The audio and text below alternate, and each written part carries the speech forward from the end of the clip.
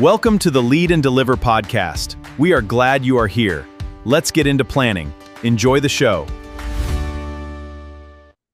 Hey everyone, welcome to the third episode of Lead and Deliver. There's a version of leadership that looks strong from the outside and hollow from the inside. Where the title is there, the mission is clear, but something underneath is quietly eroding. Identity, purpose, the sense that what you are doing actually matters. It's not just a challenge for pastors and business owners. It's one of the defining crises facing the men and women who serve in our military right now. My guest today spent years inside of that world. As a Marine Corps lieutenant colonel, he saw what happens when someone loses their sense of self. He also discovered that the most durable resilience is not built in a clinic or a classroom. It is built in relationship, in wilderness, and honest conversation about who you were made to be. Rick Wolf is the founder of Soul Survivor Outdoor, a Christ-centered nonprofit doing some of the most important and least visible work in the country. They take active duty service members into the outdoors and meet them exactly where they are. No pressure, no performance, just presence, truth, and the slow work of healing that Rick calls the soul wound. We talked about how Soul Survivor Outdoor started, how they scaled without losing, what made them effective, and what leaders of any kind can learn from an organization built entirely upon relational trust. This is Lead and Deliver. Let's get into it.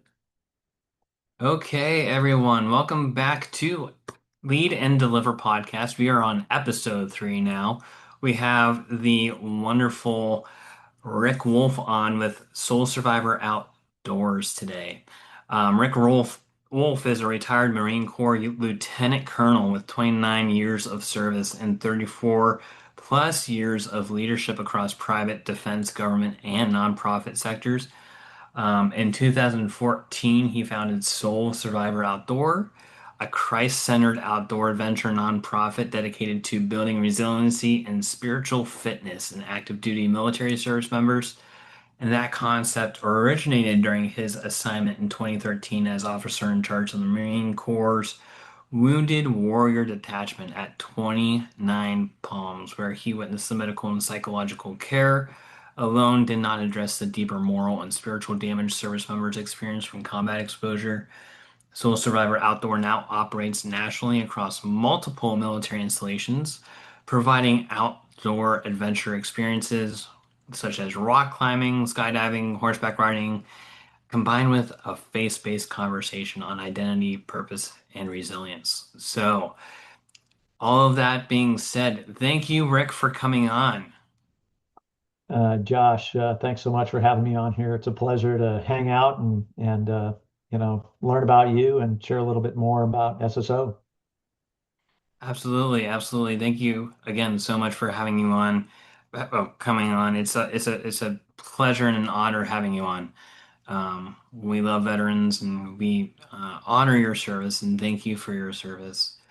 Can you share with us briefly how you came to be where you are today and how um, your organization came into existence?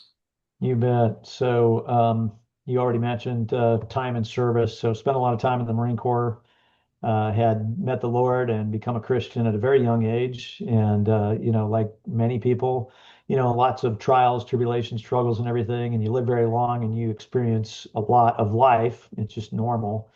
But in that time frame, was married for, 30 plus years and have three sons and, all that goes along with being a dad, a father, a husband, all of that. And then here I find myself in 29 Palms in charge of wounded Marines who have some pretty significant combat related stress kinds of things. The unit that I was part of had people with multiple amputations and really horrific war wounds. At 29 Palms, there were some people that had, some things they had to deal with, being repaired from getting shot or something like that. But these were not on the same order of magnitude that you might see at Walter Reed or some of the things that you've seen in the headlines over the years, but still very significant issues. And not least of which was this idea, a lot of terms have been thrown around: post-traumatic stress disorder, soul wound, trauma, lots of different ways to describe, the situations that people encounter, both on and off the battlefield. And what that resulted in was a lot of suicidal ideation. So a lot of people who had really taken suicide to the level of, okay, I'm about to take my life, and then others who had attempted to take their lives, and then other things that were, someone who had gotten shot through the shoulder or the hip who was trying to recover. So the service members that I had in 29 Palms that I was in charge of were typically going to have to exit the Marine Corps. They were no longer going to be physically or mentally, emotionally qualified to continue service, and so they were going to need to go and do something else. That really was kind of a wake-up call for me in terms of, you know, um, why was I, different? What was going on with my life that, perhaps produced a different outcome? I didn't have some of the same stressors and things that people had, but, certainly a lot of stuff in my life. And also knowing that I had that Christ-centered foundation. And Jesus makes it so simple. He says, wise person builds their house on the rock. And when the storms of life come, not if, but when they come, the house still stands. Doesn't mean that the house doesn't get rocked. Doesn't mean that some windows and doors don't get maybe blown out or blown off their hinges, but the house remains, and the fool builds their house on sand. That very simple analogy just got me thinking, how can we bring a creative discussion into this environment where more than psychological and physical things can be addressed, but perhaps a spiritual conversation could be had with Christ at the center. And that resulted in being able to get these Marines outdoors, have a couple of conversations around a fire pit with another service member who was still serving, who had been through a lot of stuff himself and had the opportunity to be able to share, why he was still above ground, literally, because he didn't take his life because he had that Christ-centered foundation. And then at one point, we integrated going outdoors and having that conversation with some rock climbing, kind of hence our logo with the rock climber and everything. We still do a lot of rock climbing to this day. But how could we have a faith conversation and take it up a notch and address what was, in my opinion, a more root cause to some of the things, especially when it came to emotional and traumatic, issues in people's lives? How could we point them to Christ? And I wasn't a chaplain, so I needed to be careful about how I did that. I couldn't tell anybody that they needed to know Jesus, but I could, creatively engage and involve a chaplain and some others in that conversation so that we could have that conversation. And fast forward a few years, we don't have, we're not serving the veteran community. We're wholly and completely focused on active duty.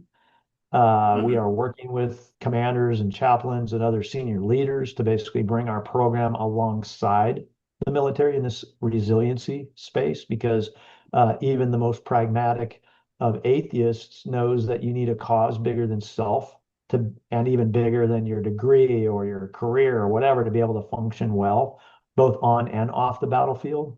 And I think as Mhm. Christians, we all know that. And Mhm. so it has become very important to the Department of War and previously the Department of Defense to be, in fact, they mandate, it's tough to mandate something like this, but they essentially say service members must be mentally, physically, spiritually, socially, and emotionally fit to serve well. And so we're able to come along and say, hey, we offer this program in this area of resiliency, but we're probably touching on just about every one of these pillars of resiliency, and we're doing it from a Christ-centered basis, and it's provided at no cost because donors do that, and service members can attend for free and opt in. And so here we are all these years later. It happens during the week. It happens on service member work time. It's for any service member of, man, woman, regardless of religious background or the lack thereof. We want everybody to participate. and we end up hosting a couple thousand service members each year doing fun outdoor things. But resiliency is the way that we're able to deliver our program. But as an organization, what we ultimately want to do is we want to point them to Christ. We want to share the gospel with them in the context of this. So the activity just breaks the ice to that conversation, and then we'll sit down and have a meal and share with them what resiliency looks like based on an individual's background, having served or serving currently as a Christian, and where their identity ultimately rests. And did you know that's for everyone? And so we're seeing tremendous impact and results from that. That is completely awesome. And I love that you know, as Christians, sometimes we get so focused on doing the will of God and stuff that we forget that the people that don't know Christ or don't have a relationship with Him currently um, need that same level of care. So I love that you're doing it with believers and non-believers because um, I came to that same realization myself. We started out as someone who was as a company that was dedicated just to serving the Christian space, and then we realized, a lot of these problems that we're addressing, people started messaging me and stuff that weren't necessarily believers, talking about how the things that was saying were resonating with them, and it's like, okay, so maybe we should expand ourselves a little bit more too, you know, um, because God is needed everywhere. Whenever He gives His vision to His people, um, sometimes they tend to focus on just the other believers, but it's meant for everyone. It's meant to That's be shared right. with everyone, and it can be ministered to everyone. So, love that you're focusing on everyone as well. Love that you're incorporating that. You use the term soul repair. Can you explain that concept and what a wounded soul looks like and how that's different from PTSD or physical injury recovery? Yeah, I think such a great question. When um, everybody has some kind of trauma in their life. Combat trauma, we don't necessarily want to put that on the same spectrum as other things that we have happen. We all have owned probably animals, pets. If when people or animals that we care about die, there's a certain amount of trauma in there. When we witness things that happen to friends, when people have a horrific injury, when we've suffered injury or we've had other things in our life, I think that gets at a deeper, we say the heart, internal mechanism, our mind, our body, they all work, and our spirit work together. And I think everybody pretty much acknowledges that regardless of where they come to the table in terms of belief system.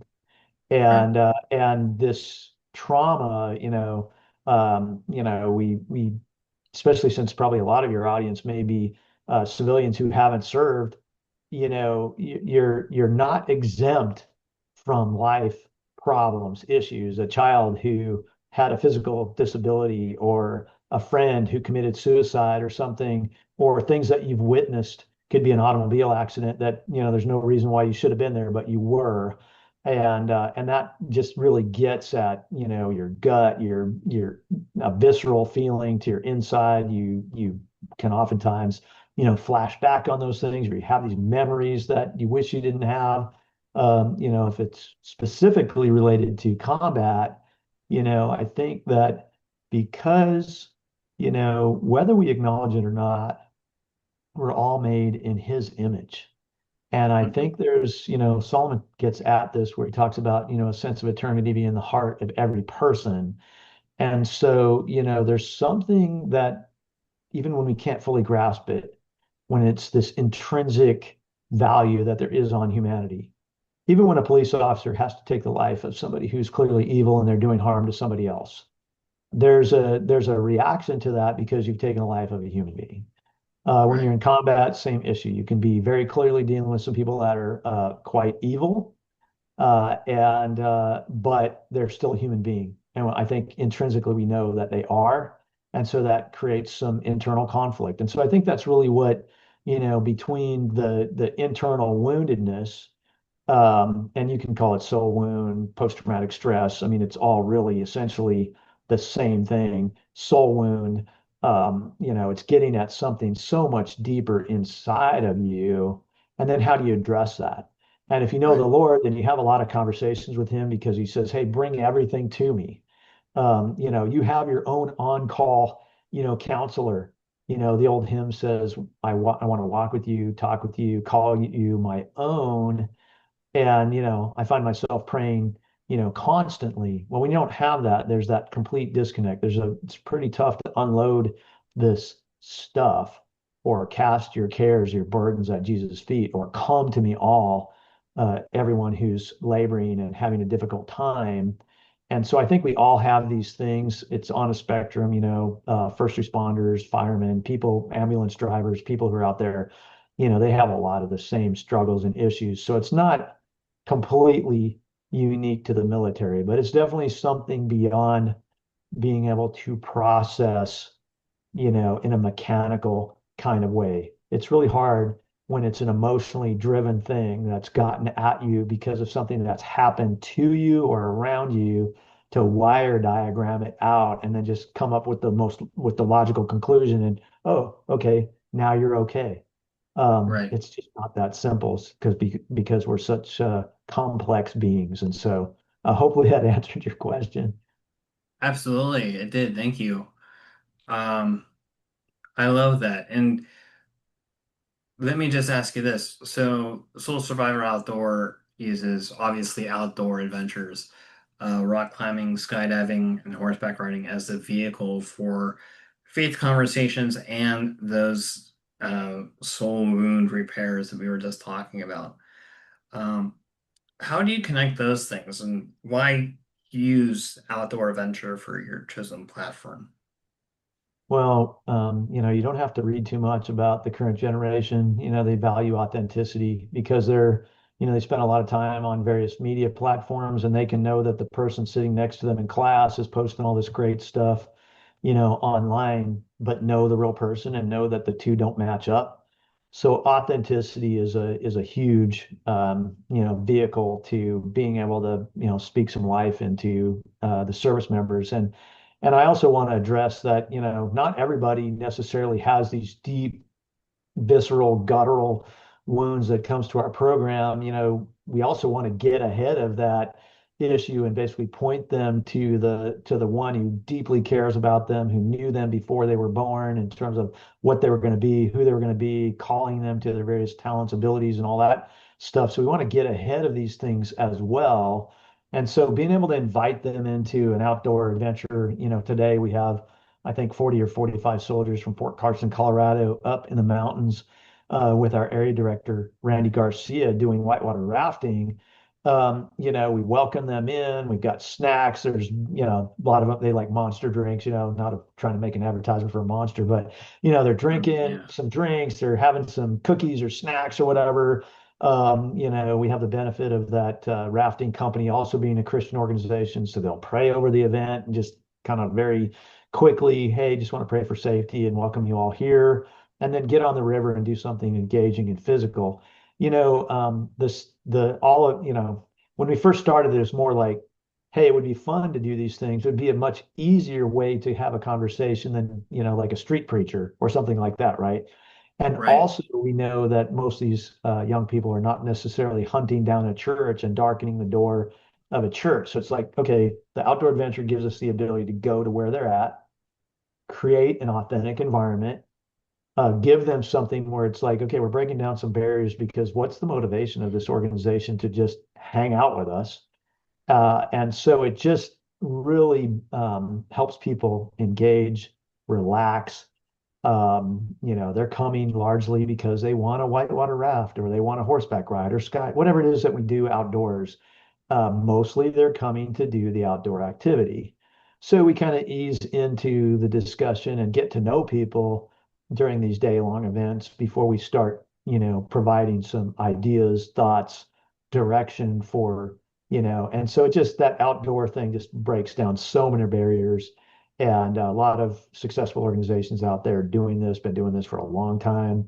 And even the PhD level studies say, hey, the outdoors creates a certain de-stressing environment. An Hmm. activity opens people up to conversation.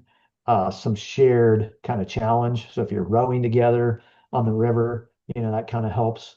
It just opens the door to a very authentic conversation, going back to what I originally said, where they really need to know that the people who are there uh, are not trying to get something out of them, but really care about them. And doing these things outdoors helps set the right tone for the conversation that we ultimately want to have. Yeah, absolutely. I sense that there may have been a little bit of those adventures in your childhood growing up, huh?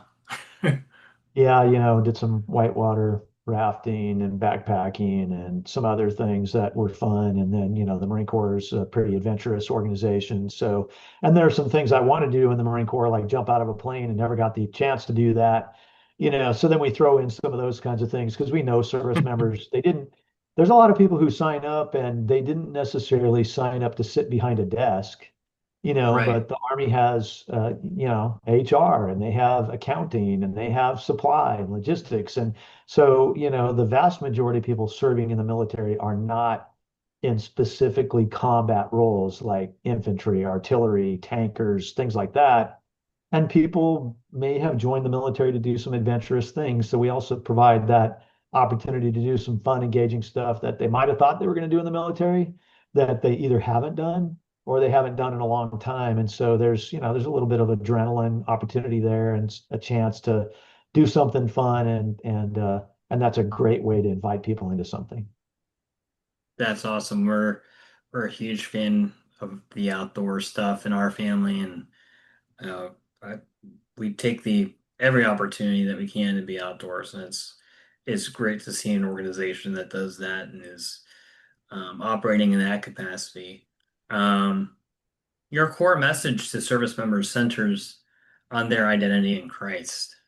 In your opinion, and I'm sure I'll have some follow-up opinions of myself, but in your opinion, why is identity so foundational for military resilience and decision making?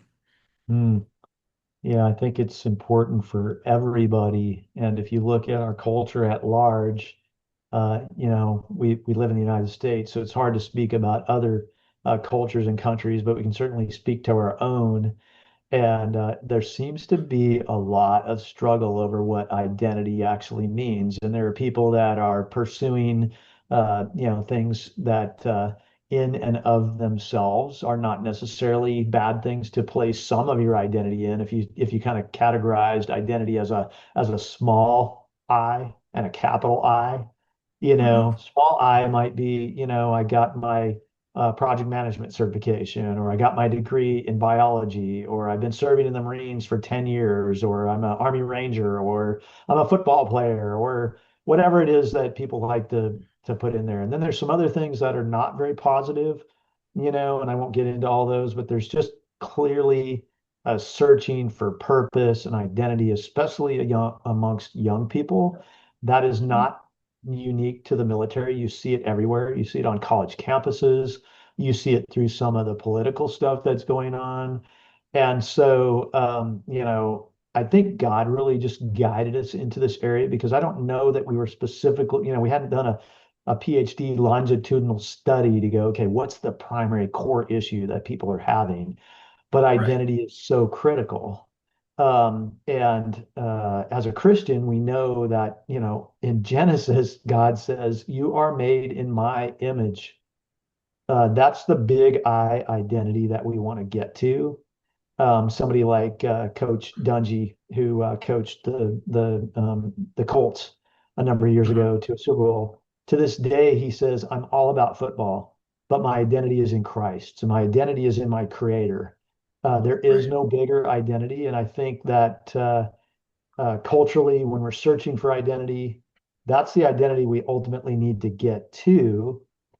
And I think that it's an integral message because everyone relates to the fact that they identify as something or someone. And it could be father, mother, brother, uncle, sister, aunt.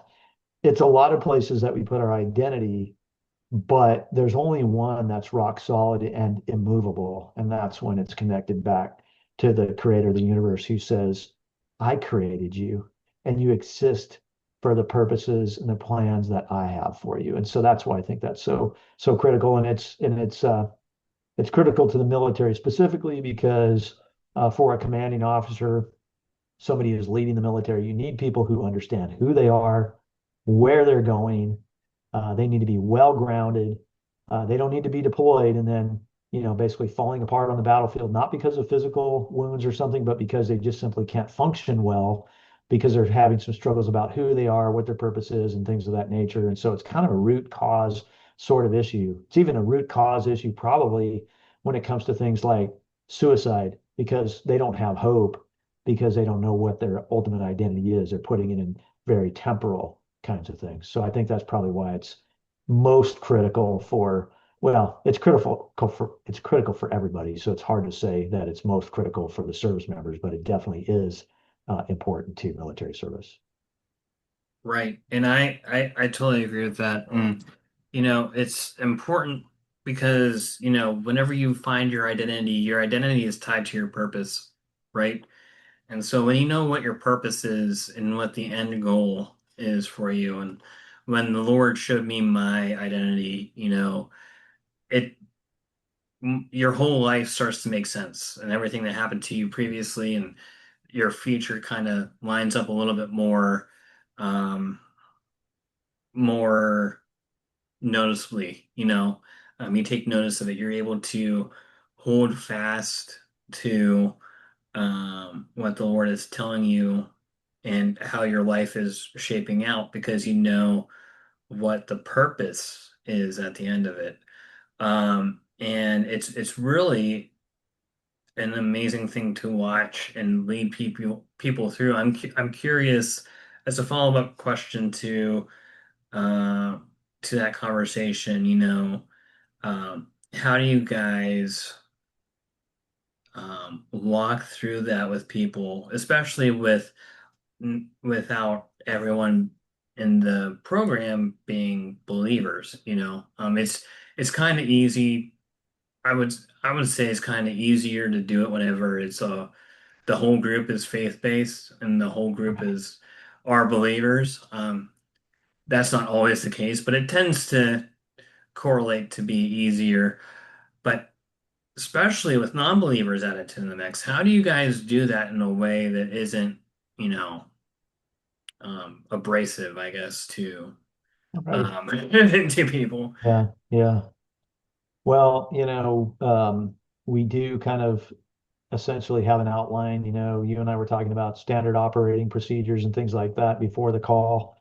And one of the things we talk about is, how to walk through a conversation and what that looks like. And of course, everybody gets to kind of nuance that a little bit. So it's not a strict formula, but we want to talk about our background, as people. We want to kind of warm up to the conversation and say, hey, maybe we might have a service member that's the same age, but we still want them saying, hey, I'm telling you a little bit about my service, not to pat myself on the back, not to build myself up that I did this or that, but just simply establish a um, a common place to talk. Or even, if I'm speaking in front of a group, you want to talk about a little bit about your background, personal background, how long you've been married, kids, stuff like that.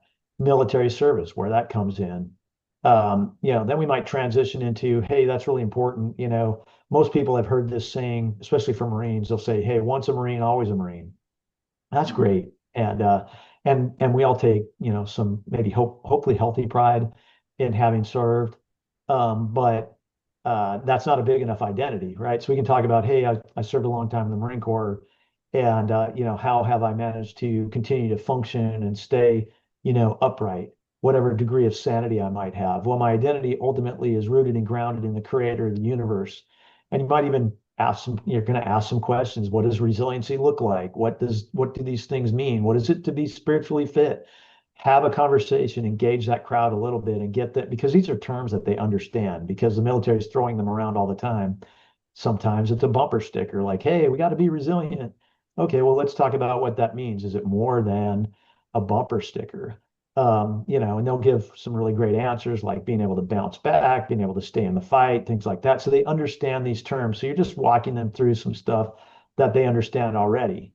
And then saying, hey, but if you're going to be resilient, isn't it, would everybody agree that it's important to stand firm on a solid foundation of some sort? It's tough to bounce back if the ground underneath you is moving all over the place, right? If it was an earthquake or you're trying to walk on water, only one person's ever successfully done that. So that's not each one of us, right? So Right. and they'll all agree that you need a firm foundation. And so, okay, now you can start saying, hey, what if? Because not everybody believes this. And then there are a lot of people who have shown up at these events. You might ask them, hey, how many of you are here to skydive? All their hands go in the air. How many are here to hear about Jesus today? No hands go in the air. There's probably some of them that are they're just afraid to be honest in front of their peers. There are probably some people of faith. There's probably uh, some young people that have joined the military that came from a Christian family, but they're having a tough time walking that out in front of others. So having that conversation, background, identity, and then rooted and grounded in Christ, what if there's a creator? Because there's a couple of worldviews that are predominantly out there. Either we're just here by accident through time, chance, circumstance, evolution, what have you. That's one belief system. Most religions will fall into the category of there's a creator of some sort. So let's talk about that for a second. Well, what if the creator isn't just some impersonal uh, thing, but a person, the God who really is a God of the universe, who came and made himself a man. We don't have too much time to get into that, but came on your behalf, cared that much to basically come and lower himself from the creator of the universe, spanning time and space, and then somehow encapsulating himself in a human presence. Just contemplate that story for a second.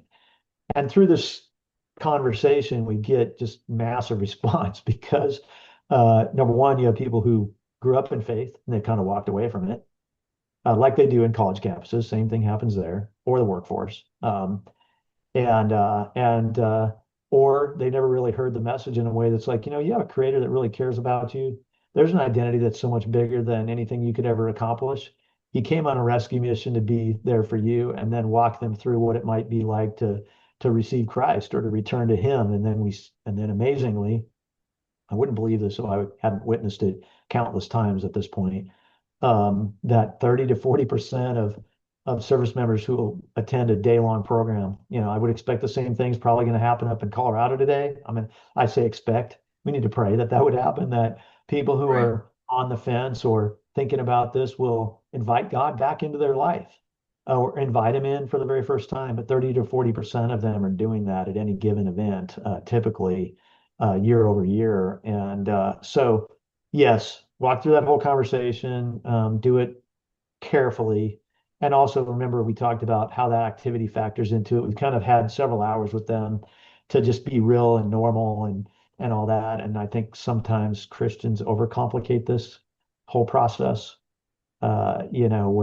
where we just can't have a normal conversation. It's just like, if you have that conversation with them, and I know many people have said, they don't care how much you know until they know how much you care. When you can show them that you actually care, and you can definitely do that. We do that all the time. It's pretty obvious after a few hours that, hey, for whatever motivations we have, we obviously care about these service members, and now they're ready to listen. And then we walk them through that whole conversation, and they respond big time.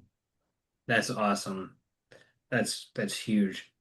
Um, in a lot of ways. And, especially with military and, I told you before the podcast, before recording this today, that I come from a family that has a lot of service members, and same thing with my wife and everything. And it's sometimes it's hard for military members to find their identity once they leave the military Mm, because it's wrapped in the military, and they wear it as a badge of honor and loyalty to that branch or service, or um, there was a TV show, SEAL Teams, that came out on CBS and stuff that talked a lot about PTSD trauma and finding your identity outside of being on the SEAL teams, and what that looks like for service members once they come out of the military. And I don't think it's talked about enough, and I appreciate you bringing that to the forefront. So thank you for that. That Um, while that community is important and people do identify with that, and then they struggle at times. And in the veteran world, and frankly on active duty too, because of loss of hope, purpose, identity. A lot of people take their lives. Over 20 service members and veterans take their lives each day, far more than what have been lost in combat over the last several years. And I'm not sure that that statistic is largely different from mainstream society, but I know people struggle with that, thinking that, wow, our service members are having that hard of a time, and they're cut from the same cloth, and they have some of those same issues. And then when you transition out and you're no longer in the service, you don't have that community. Well, same, as Christians, we know that you can't just go to church and, plug in, plug out, sit in the back row, not have Christian believers, friends. You need a community. Going back to the military saying you've got to be socially fit too, which means you need to have a community. And then when you leave the military, you still need to have a community. And as believers, we can fully appreciate that because, most Christians who are walking out their faith in a real and meaningful way are doing spiritual practices. They're praying, they're going to church, they're reading their Bible, they're in community of some sort. Maybe they have one friend or two friends that they can unload on or be part of. So very much important. And with any transition from one job to the next, it's always a struggle. But yeah, the military has a very distinct identity of service branch and so forth. And so, yeah, it just keeps coming back to you have to have something bigger. And what's bigger than the creator of the universe? right. Um, you've talked about a senior commander in the past telling you that soul care does is bringing light into darkness. Um, what darkness are you trying to combat in the military right now that you're seeing a lot of that really drives home that conviction? Yeah, well, I think the overarching thing is that the Bible says that we don't wrestle against flesh and blood, right? But against principalities and powers. So when we witness somebody doing something or what have you, or we've got, clearly there's an evil person in front of us, there's something else happening there. And as service members, a lot of times we're prepared for the physical battles that we encounter, but we don't really necessarily, if you pull back the curtain, so to speak, we don't really know necessarily what's motivating some of the things that on behind. And then now on an individual level, people are involved in all kinds of stuff. I think that, alcohol and prescription drug use, illicit drug use. I mean, these are all things that are, that will come up at times in terms of like related to the negatives of military service. And I don't spend a lot of time on that because there's so many positives about military service, but there are things that both in reality and also stereotypically are negatives. But porn, alcohol, a lot of this stuff is having, pretty dramatic impacts, especially when you don't really understand who you are.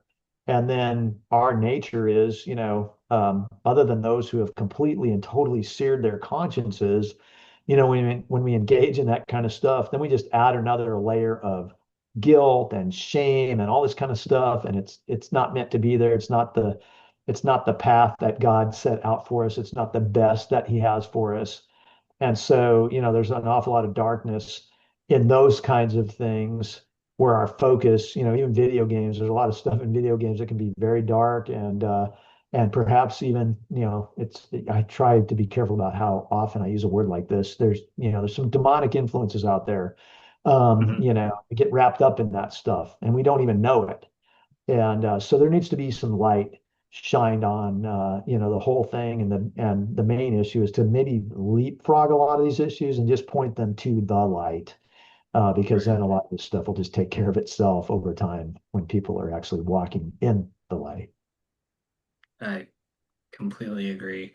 I think too often we get too focused on the darkness and lose track of the light. And I think whenever we stop focusing on the darkness and start focusing on the light, then the darkness just, becomes less and less powerful. So I appreciate that you guys um, are are focusing on that light and bringing that into the darkness for sure. Um, you've expanded Soul Survivor Outdoor from Joshua Tree to operations across multiple states and internationally as well, which is very impressive. Though I can't imagine the paperwork that comes along with it. How do you scale a mission-driven organization while maintaining authenticity and not Mm, becoming like corporate or plastic? It's so hard while you're scaling. yeah. Um, but especially whenever it's your focus as an organization is on the individual and on these people coming into the program. How do you do that authentically and keep that mission structure in place? Yeah, well, I think that we can all appreciate that relationships are so critically important.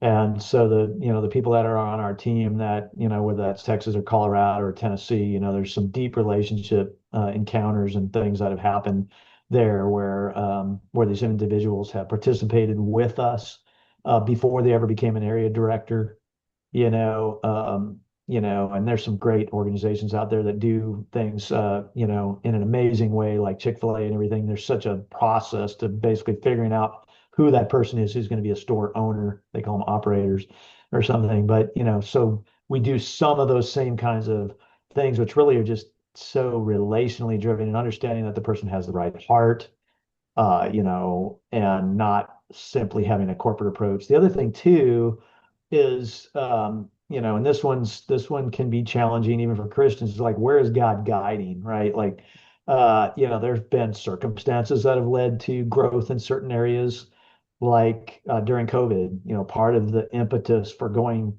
outside the state of California was a lot more was shut down here than was shut down in the state of Texas, and I had a lengthy, well-established relationship with another Marine who was retired, who lived in Texas, who was very interested in our program, had participated in kind of more of a leadership development thing that we had done a year or two prior to that, where he had been out fly fishing with us, and we had done some deep dives on faith and growth and everything. So having those opportunities to pour into these leaders and then have a door open where it's like, okay, looks like God might be guiding us to do something with Tony in Texas this year. Let's see how that develops, and then staying side by side one another, kind of a right seat, left seat approach to how do we do that program in Texas? What does that look like? What do the relationships with vendors look like? And keeping it very, very personal, not unprofessional, but personal so that it has a very high touch, high relational component to it, because it doesn't work without that. And then, I've said since the founding of this organization, if it's not about Jesus, it's not about anything. So, if we keep that in mind, that we have the creator of the universe who's willing to wash the feet of the disciples, if we kind of have that more, it's a largely overused phrase, but it does apply where we're a servant leader, and we want to look for those kinds of people who are not puffed up, who are not all about themselves. There's a yeah a litmus, or there's some criteria for what that person looks like driving out of the very high touch relational component. So I think that's really a lot of it. And then there's the practical realities of, how do you get the funding to be able to do that? And there's some steps of faith where it's like, okay, do we really have the resource to be going to Texas? Well, let's reallocate some resources. Let's see what happens there. Let's take one step at a time and see if that develops into something more substantial.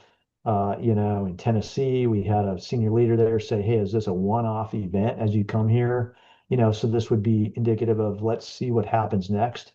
That door opened up through, again, a relationship, a key relationship with a very important person who was critical to us being at Fort Campbell. And I just said, I don't know. Let's see what happens. Not everybody wants to hear that. But at the same time, if we're honest, we go someplace, we don't know for sure what's going to happen. Well, 4 or 5 years later, we're still in Tennessee. Same thing with Texas.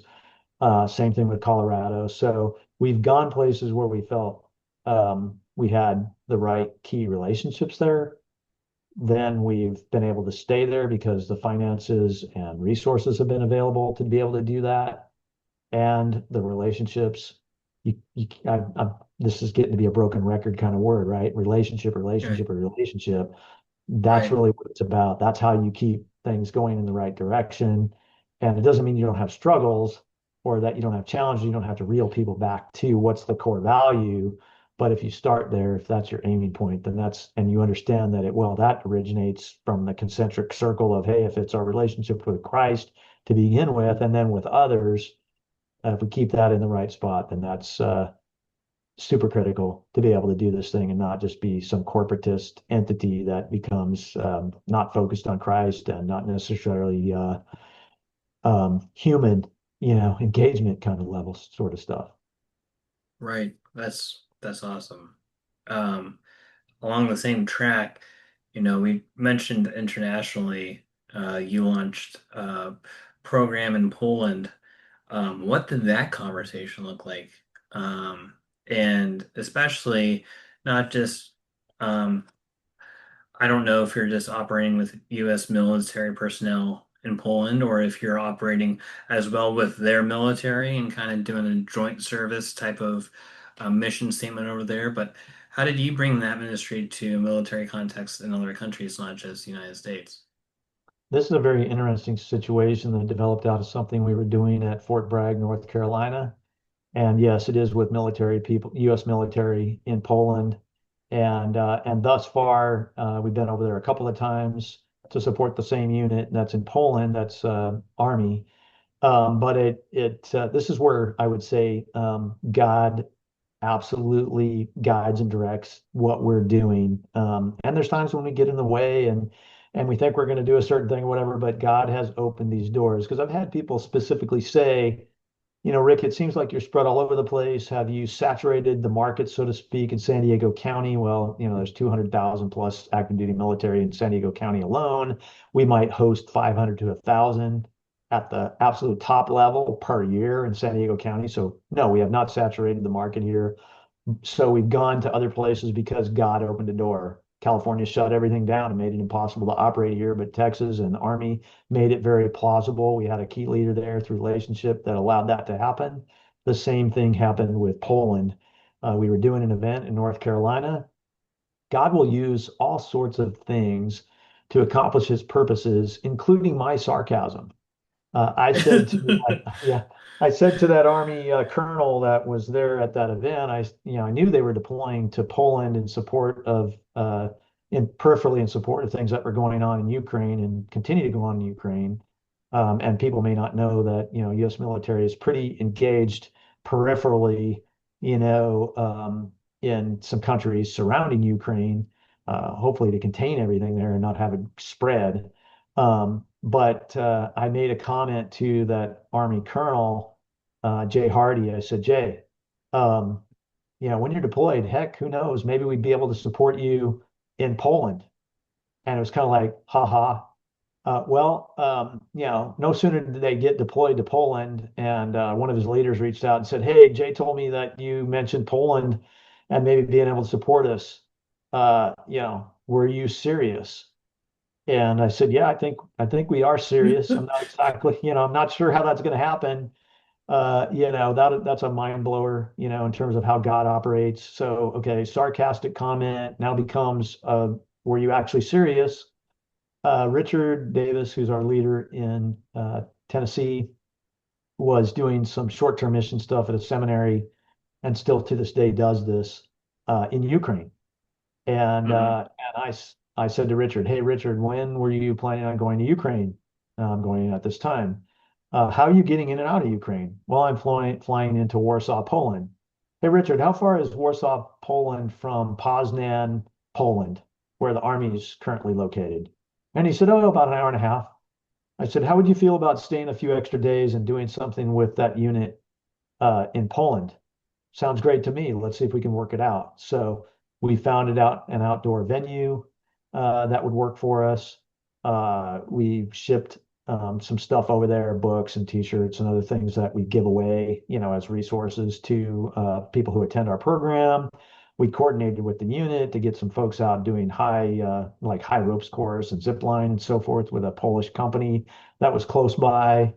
And then peripherally, um, we actually had some ministry opportunities with the Polish national bus driver who drove the soldiers out to the venue, who sat and listened to the talk because he was just going to sit in his bus and do nothing. And Richard said, "Hey, why don't you come and sit by the fire pit while we have this conversation and eat Polish sausage and kraut or whatever it was that they were eating." The people who ran the ziplining place looked at our T-shirt, which has Matthew 11:28 on the back of it. Come to me all. They probably have a Catholic background. Not anything wrong with that necessarily. I know Catholic Christians, but they were like, "What does that mean?" So then Richard is having a Mhm. witnessing opportunity because of the T-shirt, and then he's sending a picture back to us back here in the U.S. of him with all the staff from the high ropes course, all wearing our T-shirts, with that verse on there. And who knows who else was impacted that were Polish nationals that were just kind of peripherally involved in all of that. And we haven't been back to Poland. These opportunities, that's a long ways away. And so it has to really be a God ordained moment to be able to go that far and do something like that. But yeah, that all came about because of my throwing out a comment to that commander, and then that commander challenging me on my comment as to whether we were actually serious or not. And now Jay, that colonel, is now serving in Germany. He's like basically, "Hey, when are you coming to Germany?"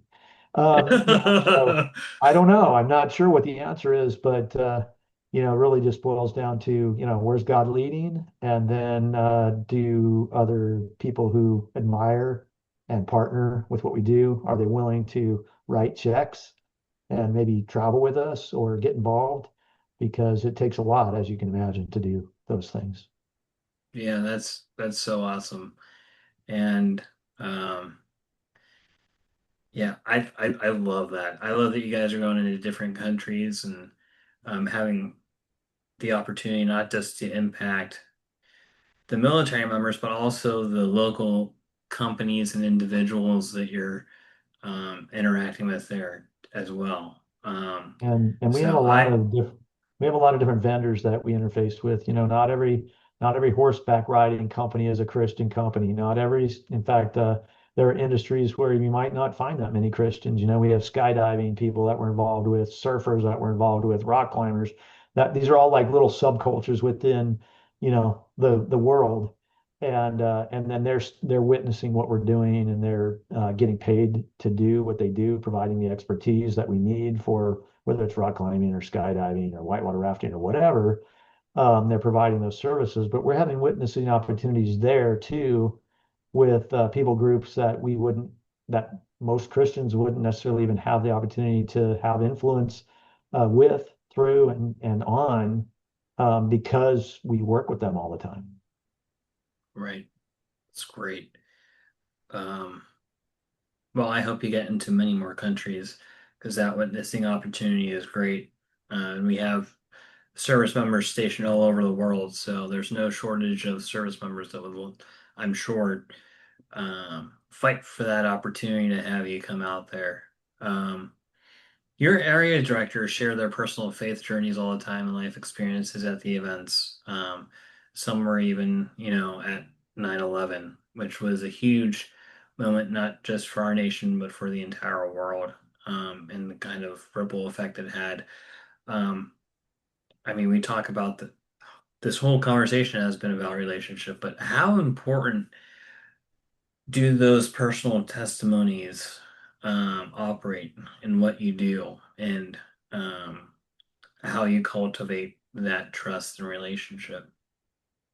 Yeah, they're huge because it gives the area directors and the other guest speakers the opportunity to just really be transparent, share their personal stories, share their struggles, share the things that they've had difficulty with, share things that people can relate to on a lot of different fronts.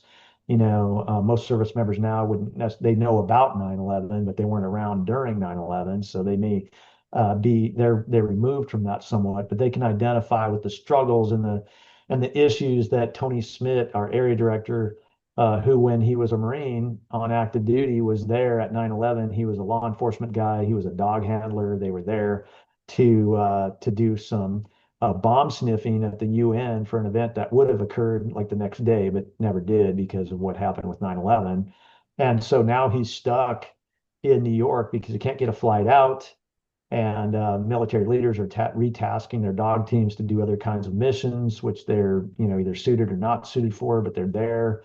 So Tony has his story. Most people can relate to what's going on with him saying, "Hey, I'm watching people fall out of buildings or jump out of buildings to try to save their lives, and that's had a pretty traumatic effect on me." And it kind of refocused, kind of gave me some ideas about what I wanted to do in terms of my military service. And then he goes on to talk about wanting to go, fight the people who did the bad thing that they did, and then getting kind of tasked by God, "Hey, you're not going to go do that. You're going to go on recruiting to Sacramento, California." And then that's where he meets his wife, and he's got a whole, people can relate to that because they're like, okay, how many times have I had my own plans for my life and I got kind of redirected. And then Tony says, "Hey, these are not coincidences. These are really, God directing." And I was pretty irritated, frustrated that instead of going to Iraq or something, I was on recruiting duty. But then, I met my wife, a very godly woman, and we've got kids together, and we've stayed married for a long time. And God, you know, provided other opportunities to go overseas and fight the fight, and all of that. And so those stories, connecting with people on a personal level, um, other than, our ultimate relationship with Jesus Christ, that's the second step in the secret sauce, so to speak, of how we engage service members is when people are willing to say, "Hey, I've had struggles." When you say, "Hey, has anybody done anything wrong or whatever?" And one of our leaders, or I might say, "Hey, have you struggled with porn in your life?" And don't raise your hand if you have, just like let me be the guest speaker telling you that I'm the one that struggled with that, maybe even as a Christian struggled with that. What does that look like? What does sin look like? What does asking for forgiveness look like? What does that relationship with the Lord look like? How do I walk that out on a daily basis? And you can have that kind of conversation, and it's just a conversation. And again, it's obvious that you're not doing this and you're not saying things to make yourself look like you're this amazing human being who, "Hey, if you follow these 15 steps, you can be the perfect Christian." It's like, no, Right. there is no such thing. And the only person who ever walked the earth ever who is perfect is Christ. So, if you can have those conversations and just be yourself, um, that opens the doors big time. When you start making it about your accomplishments and the things that you've done or whatever, I think you lose people that way. So yeah, the conversational piece is absolutely critical to the impact that we're having. Absolutely. We overcome by the blood of the Lamb and the word of our testimony, right? And That's right. Yeah. people underestimate the power of just sharing what the Lord has done in their life. Um, because you could give a whole sermon, on something in the Bible or what you've heard about Jesus or about a book or whatever, and maybe get like one person who's interested in following the Lord from that talk. Or you could talk about your own life and what the Lord has done and genuinely connect with people, and you'll see a return on that 100-fold. Because people could care less about what you know, like we talked about before. Yeah. And I think it was John Maxwell that had that saying that you were talking about before. They don't care about what you know. They want to know that you care. And whenever you share your experiences, they can relate to you on that one-to-one level. And you'll have people lining up after the event saying like, "Hey man, like you really spoke to I felt it hit because I went through that same thing like a year ago, and it's like that's where the connection happens. And those conversations need to happen more. So um, Yeah, especially in the military. we underestimate, everybody does, I think, the power of their story because you feel like, oh, how many people are going to relate to a certain thing? But when you're willing to be transparent and share, there's something in just about everybody's story that someone is going to relate to. And because we're all unique. And so, I think if you can do that and you can tie it back to scripture and point people to the Lord, you can have a lot more engagement in conversations, whether that's the people on your block, standing in their driveway or whatever, when you can just be yourself and yet at the same time, let your light so shine before men that they acknowledge your Father in heaven. That uh, scripture is there and very clear about these things. And so a lot of it's just, just walking it out, trying to be, presence of ministry or ministry by presence. And Right. that's super duper important. Right. Yeah. Um, Totally agree with you. Now we're on the last question for this interview, and it's been a genuine pleasure. But this is one I like to ask all of our guests because I feel like it's really easy to criticize those younger than us. And Mm, as I get older, right, I'm 35 right now. I'm headed towards 40, all yeah. all all of these like you get to a certain age and you're like we still view ourselves as young and then you're like but the world doesn't. And so Yeah. we start seeing these younger people start to filter into the workforce and everything. Looking, and I think we can talk down about them so easily. Um, Instead of looking at the positive aspects of these generations. For example, for me, some of the things that I love most about this upcoming generation is their passion for genuine connection and authenticity. And I think because of their genuineness and authenticity and their longing for connection, it's really going to push us back more to a traditional, um, community-centered culture, hopefully. That's the vision that I have for this generation. Not just you won't have as many outliers and so many community and social problems because this generation really cares deeply about each other. But for you, whenever you're looking at the next generation of service members, millennials and Gen Z in particular, what gives you hope? What do you think they're hungry for?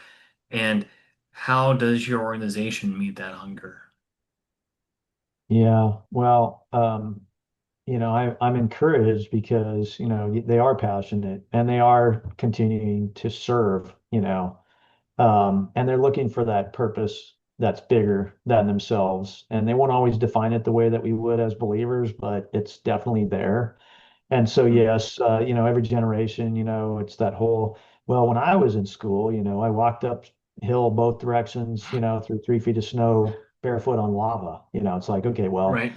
each generation has its challenges, and probably the biggest, in one sense, this generation has things pretty well from a material standpoint, but there's some other things that are pretty rocky, a lot of broken homes, a lot of situations, a lot of stuff that the adults in the room, so to speak, are not actually being adults. They're encouraging people to do some really not so great stuff. And so that's creating then a hunger for most who are like, is that really all there is? And so I'm Right. encouraged by that because I think there's an explosion, so to speak, of people really diving deeper and looking for, hope and bigger purpose. And you see it on college campuses, you see it in the military. And then as it applies to the military, still lots of people raising their right hand, which means, they could, be having to lay their life down in defense of the country and a little sidebar, my wife says, well, how many of those people doing that are actually prepared for eternity? So that should put kind of a bit of perspective on things like, well, we would want them to Right. be prepared for eternity in that process. And then they are the next generational leaders. If they're Christians, they're going to impact their community in a much different kind of way and a broader, bigger way. Strategically, I think that as service members who are believers deploy across the globe, the reality is that, unless we're the Christians who are hiding our faith under a lampstand or something like that, then those things come across as they serve with, people in Iraq or Right. they're in Afghanistan because, a whole bunch of, Afghanis partnered with us who didn't They didn't have it out for us. They were there. They wanted their country to return to some sense of normalcy. There are Right. people in all these different places that are being impacted by, the good in our service members and the great when they actually have, that foundation in Christ. And so that's a super important thing. And then, for those who are grumpy and old, maybe, and I can fall in that category sometimes. It's like, look, whether we like it or not, the reality is, we don't live forever. We're going to take a baton, we're in a race, so to speak. Humanity's going to have to pass the baton after off to the next generation. Right. They're intelligent, they're authentic, they're looking for connection, they want bigger purpose, and they are joining in different causes. Sometimes they're not great causes, but we can be Right. guiding them in the right direction. So there's an awful lot of positive to be gotten out of this. I think the biggest one is that they're just so responsive to authentic connection. And then as Christians, what in the world are we doing if we're not engaging these young people? If we're just kind of, withdrawing into our own little age group or something, then we're really missing an opportunity. And the Lord's heart is there to reach every generation and every people group. And so we ought to be doing that. So yeah, I'm pretty encouraged from that standpoint. And yeah, there's plenty of negative headlines, and it's easy to get grumpy sometimes and say, I wish they were a little tougher in this area or whatever. But they have a different set of challenges than we did when I was growing up. So Right. I'm encouraged, I guess, in general. Yeah. Well, again, Rick, thank you so much for coming on today. We really enjoyed having you on. If it's okay with you, I'm going to go ahead and pray and we'll send everyone home. How's Yeah. that sound? One of the thing I would do is I'd say, if you're more curious about what we're doing, I would say, go to soulsurvivoroutdoor.org. Each one of those words is singular, soul, like our soul, survivor, like TV program, and outdoor Perfect. .org. So soulsurvivoroutdoor.org. Check it out. Partner with us. The opportunity is pretty crazy in terms of what's going on out there. Come volunteer with us if we're in an area where you're at. So we'd love to have you join us and meet these service members firsthand. Yes, I would highly encourage everyone to do that. I'll put all the links in the description for Rick, his socials, his anywhere you can find him on the internet. I'll put that down there. Um, I highly encourage anyone who's interested, please check out the organization and partner in any way you can, whether that be through prayer, financially, or if you're interested in having your unit participate in one of his courses. Definitely recommend. Um, but I'm going to go ahead and pray and then um, we'll close this out. How's that sound? Sounds great. Thank you. All right, absolutely. Lord, Father, thank you for bringing us together today, Lord. Thank you for the ears that you have opened today and the hearts that you have touched, Lord. I pray that people would come to know you and see you through the words that were spoken. I pray your blessing upon Rick and his organization. I pray that your continued favor would be upon him. I pray that you would send him to the nations, Lord Father, and that your name would be known in the nations because of his organization and you're working through him, Lord Father.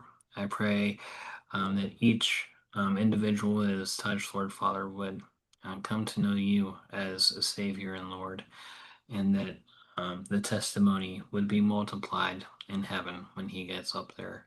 And I pray that we would have a wonderful rest of your day, that your favor would be upon us, that we would um, be um, touched by you, and that you would give us the words um, to speak to others from here on out.